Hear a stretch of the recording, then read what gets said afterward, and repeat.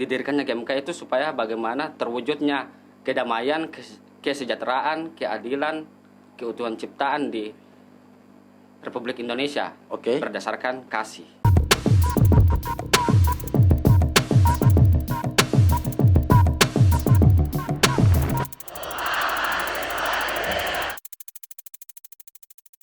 Assalamualaikum warahmatullahi wabarakatuh. Kembali lagi di channel Kabar Kota Sulsel yang tentunya di program Orasi, obrolan seputar mahasiswa Indonesia. Dan sekarang kita kedatangan mahasiswa.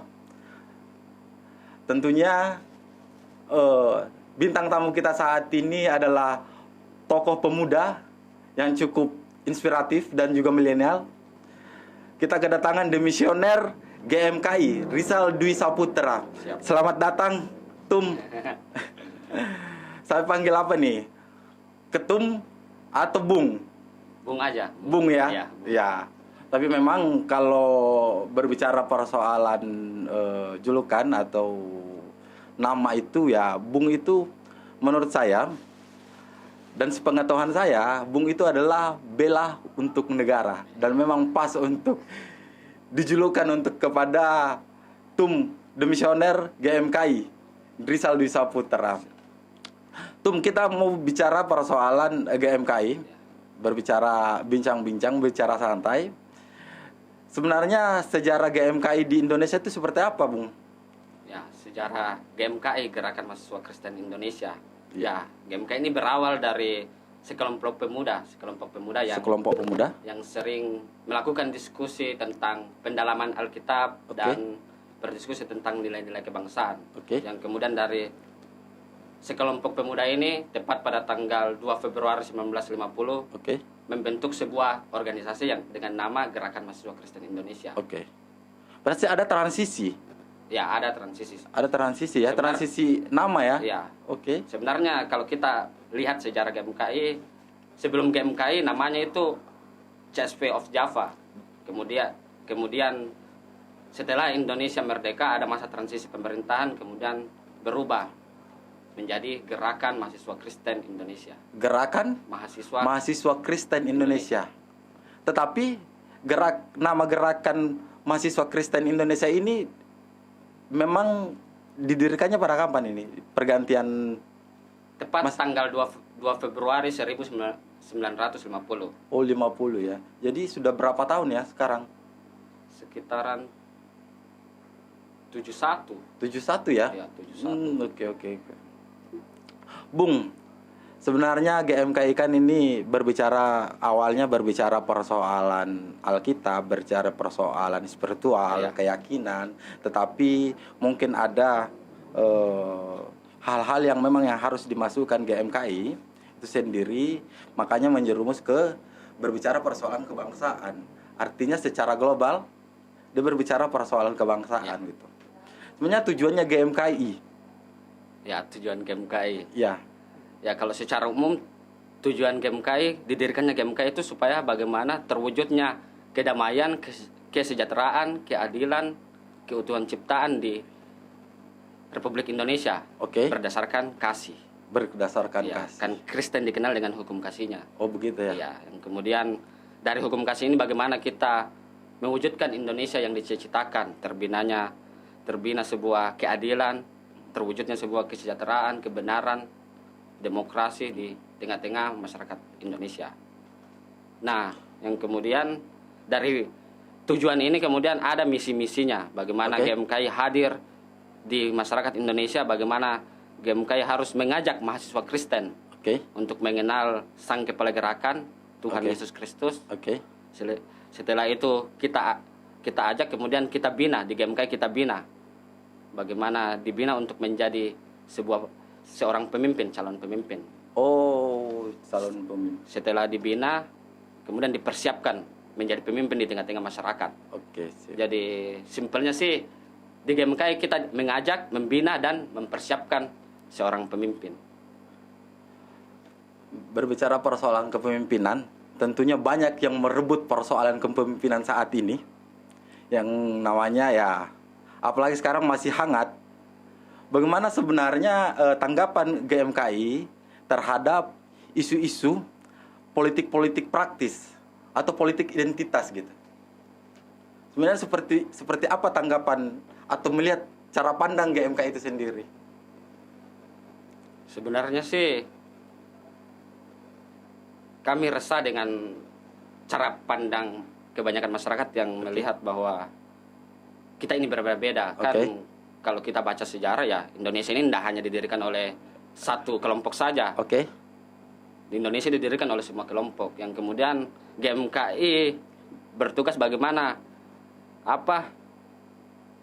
mensosialisasikan hal-hal tersebut, bagaimana GMKI hadir untuk menutup semua pemikiran-pemikiran bahwa Indonesia ini lahir dari satu kelompok saja. Nah, yang kemudian banyak kasus-kasus yang diskriminasi, kasus-kasus yang mencoreng nama Indonesia ya. GMKI selalu berusaha bagaimana aktif berkomunikasi dengan teman-teman organisasi yang lain seperti HMI, PMI, dan GMNI untuk bagaimana kita sama-sama untuk menghilangkan pemikiran-pemikiran tersebut, pemikiran-pemikiran yang mendiskriminasikan masyarakat. Berarti politik identitas ini sebenarnya mengacu pada kehancuran atau perpecahan ya di antara golongan-golongan tertentu.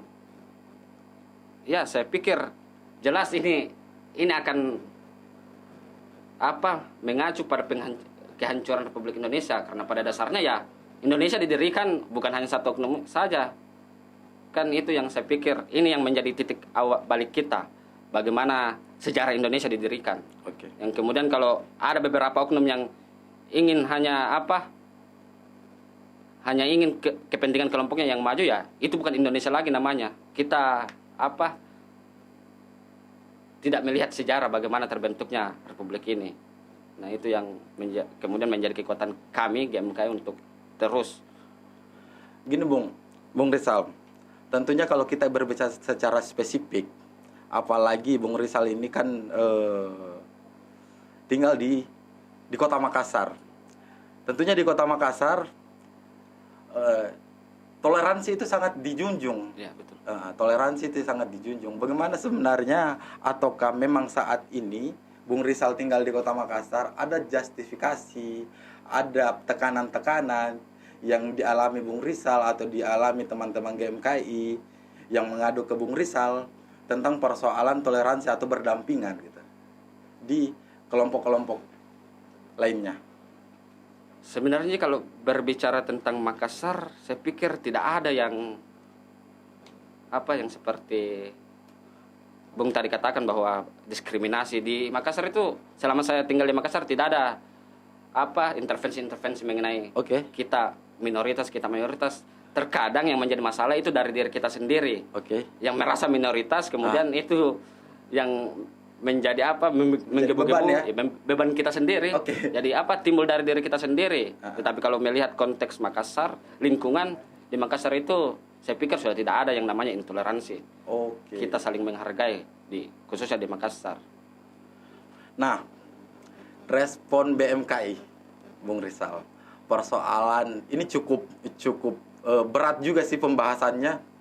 Tetapi cara pandang BMKI, apalagi Bung Rizal ini pernah menjabat sebagai ketua GMKI, cara pandang terhadap ormas atau golongan tertentu yang mau merubah atau mendirikan negara dengan keyakinannya sendiri. Seperti apa Bung cara melihat pandang ini? Cukup hangat loh. Iya. Susah ini. Kalau sudut pandang saya sih sebenarnya kalau masih ada kelompok-kelompok yang ingin mendirikan di luar dari konteks Pancasila hari ini, ya dirikan saja negara baru, cari wilayah baru, cari masyarakat baru yang sama-sama ideologis. Karena kalau kita berbicara sejarah ya itu kembali lagi bahwa Indonesia ini tidak didirikan oleh satu ideologi saja, tidak didirikan oleh satu kelompok saja. Kita sama-sama mendirikan Republik Indonesia ini dari banyaknya suku, banyaknya agama, dari semuanya itu ya berdirilah yang namanya Indonesia. Ketika ada pihak lain yang ingin merubah Republik Indonesia, saya pikir jangan, Lebih baik buat negara sendiri, cari masyarakat sendiri, cari wilayah sendiri untuk buat negara itu. Oke, Iya. siap. Nah, Bung Rizal, apalagi sekarang banyak isu-isu, banyak kendala-kendala, apalagi di tengah pandemi saat ini yang cukup menyusahkan juga. Sebenarnya tanggapan atau cara pandang juga Bung Rizal tentang pandemi ini, apalagi banyak keriuhan. Sebenarnya apa yang terjadi? Apakah memang pandemi ini dibuat-buat seperti yang dikatakan orang-orang, atau isu-isu yang beredar, atau seperti apa? Ataukah memang ini real adanya? Ya. Real adanya COVID-19 ini, atau bagaimana sih sebenarnya ini? Saya juga terkadang agak bingung gitu. Makanya saya panggil Bung Rizal untuk menukar pikiran. Ini secara ya. Siap. Awal pandemi COVID-19 kalau tidak salah tahun 2020 ya. 2020 masuk mungkin kalau bukan bulan 2, bulan 3 ya. Iya, saya ingat itu. Selesai pelantikan saya mau adakan program kerja, ditunda gara-gara pandemi itu. Ya, awal dari situ saya sih sebenarnya tidak percaya bahwa virus ini ada, COVID ini ada. Tapi lama kelamaan seiring berjalannya waktu, di tahun awal 2021 ternyata sudah banyak teman-teman dekat yang terkena juga. Terkena juga? Iya. Nah, berarti teman-teman dari GMKI ada yang terkena. Ada beberapa yang terkena. Senior GMKI ada yang apa? Ada yang sampai meninggal, Bung? Iya, ada sampai meninggal karena terkena COVID. Nah, di situ saya mulai percaya bahwa COVID ini ada. Tapi ya sampai sekarang seiring berjalannya waktu ya, saya lihat sebenarnya COVID ini ada tetapi tidak berbahaya. Tidak sama dengan yang diberitakan oleh media-media sosial. Nah, kenapa bisa saya bilang begitu? Karena saya jujur, saya juga orang yang tidak terlalu mematuhi protokol kesehatan. Iya. Saya selalu keluar tidak memakai masker, awal-awal. Oh ya, awal-awal. Cuman apa ya? Tidak ada, Ji. Maksudnya tidak ada kena COVID ini. Tetapi seiringnya berjalan waktu, ada beberapa teman-teman atau teman-teman dekat, senior juga yang kena, apalagi sampai meninggal. Disitulah muncul kecemasan-kecemasan. Memang betul adanya ini. Betul adanya. Jadi sehingga saya ikut vaksin itu hari. Ikut vaksin, selesaikan vaksin kedua. Cuman saya lihat memang ada tapi tidak berbahaya ini COVID. Begitu? Iya, tidak seberbahaya yang diberitakan oleh media-media sosial. Cuman untuk adanya ini COVID memang ada. Memang ada ya. Cuman tidak terlalu berbahaya. Cukup menarik juga ya persoalan tanggapan Bung Rizal di tengah pandemi saat ini. Apalagi Bung Rizal tadi mengatakan bahwa awal-awalnya memang tidak ada kepercayaan. Memang sih kebanyakan orang itu awal mula pandemi ini masuk, terkadang orang menganggap ini ya flu biasa gitu. Flu biasa. Tetapi berjalannya seiringnya waktu, ada beberapa lah berita-berita yang katanya saudara-saudara kita di luar sana sampai meninggal, sampai memang betul-betul sangat tragis. Iya, betul. Iya. Kita juga cukup menyayangkan juga ya. Dan ya mudah-mudahan lah pandemi ini cepat berakhir ya. Cuman itu tadi, mungkin pandemi ini akan tetap ada, tetapi akan menjadi flu biasa, penyakit biasa lagi. Mungkin. Iya, karena kalau saya lihat sih, yang paling tinggi kemarin tuh di pertengahan tahun ini, meroket anunya. Cuman ketika semua orang sudah vaksin ya, sudah tidak ada lagi berita-berita tentang kematian karena COVID. Dan saya pikir kedepannya ini, COVID ini akan menjadi penyakit biasa lagi yang sudah bisa diobati. Saya pikir itu yang akan terjadi ke depan persoalan COVID ini. Dan kembali lagi dan terkait dengan COVID juga itu sendiri, Bung Rizal, apalagi sekarang cara pandang Bung Rizal terhadap mahasiswa khususnya yang ada di Kota Makassar. Apalagi sekarang isunya masih hangat dan masih panas mungkin. Iya, persoalan kejadian-kejadian itu. Apalagi ada yang sampai cacat. Ada beberapa penyerangan-penyerangan. Bahkan ada isu yang kemarin sempat siswa sekolah yang diserang. Sempat masuk berita juga. Terus ada kejadian yang persoalan yang tadi, Iya. mahasiswa. Seperti apa sebenarnya di kalangan mahasiswa itu sendiri, Bung Rizal? Bagaimana ya? Ya. Saya pikir yang paling pertama kita, misalnya saya selaku orang daerah yang datang ke Makassar Oke. menjadi mahasiswa, saya pikir itu bukan menjadi nilai utama kita, prioritas utama kita untuk datang untuk mencari Oke. ribut di kampungnya orang. Iya. Nah, saya pikir saya sangat menyayangkan hal-hal yang seperti ini terjadi. Oke. Apalagi kita mengatasnamakan mahasiswa. Oke. Mahasiswa itu adalah orang-orang terpelajar. Oke. Nah, kemudian orang-orang terpelajar tersebut melakukan hal-hal yang tidak terpelajar. Oke. Tentu ini menjadi tanggung jawabnya. Saya pikir pimpinan-pimpinan organisasi kemahasiswaan, senior-senior kita yang masih jadi mahasiswa. Bagaimana betul-betul teman-teman mahasiswa baru yang baru masuk kampus kita bina agar tidak terjadi hal-hal seperti ini.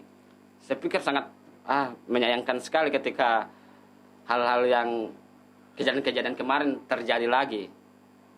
Kita tidak mencerminkan diri kita sebagai orang-orang terpelajar, malahan kita melakukan lebih kebalikan dari status kita sebagai mahasiswa. Yang jadi pertanyaan, apakah kejadian ini ada dalang di belakangnya atau gimana?